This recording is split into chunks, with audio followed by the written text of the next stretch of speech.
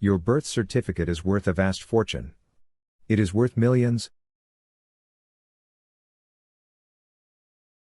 The signed birth certificate was converted into a bond.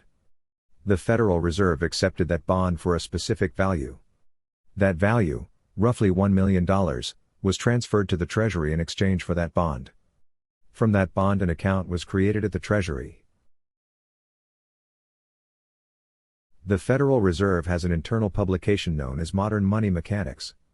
Their institutionalized manual that describes their system for fractional reserve money creation by the Federal Reserve and its web of global commercial banks it supports. Through translations, such as fractional reserve process, and other banking terminology, the booklet translates for them and describes their formula for how they create money from debt. This manual, and later court testimonials from actual officers that were employed by the Federal Reserve, have revealed how the Federal Reserve accepts Treasury bonds from the Treasury, and how they convert these bonds into loans, how they convert the bonds into Federal Reserve notes. This applies equally for all other forms of financial instruments, i.e. bills of exchange, promissory notes, bank drafts, bonds, etc. All of these negotiable instruments get converted the same way via the Federal Reserve's modern money mechanics banking practices. This includes birth certificate bonds. Essentially, these negotiable instruments and bonds are based on and represent debt, promise to pay, and so the Federal Reserve notes that are created from them, thus mean that the Federal Reserve notes themselves represent nothing more than debt.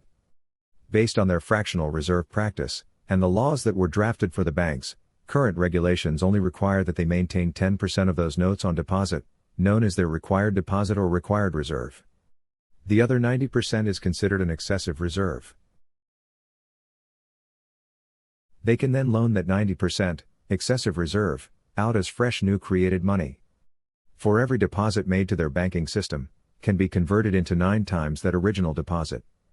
Over time, and more of these same transactions from the same sources, only expands and quantifies the money supply from that original sources. This means that the average birth certificate, bond, is easily worth at least well over 100 million. In most cases, much more. These are the amounts that have been created from, and have extended out from, that original signed financial bond instrument, your birth certificate.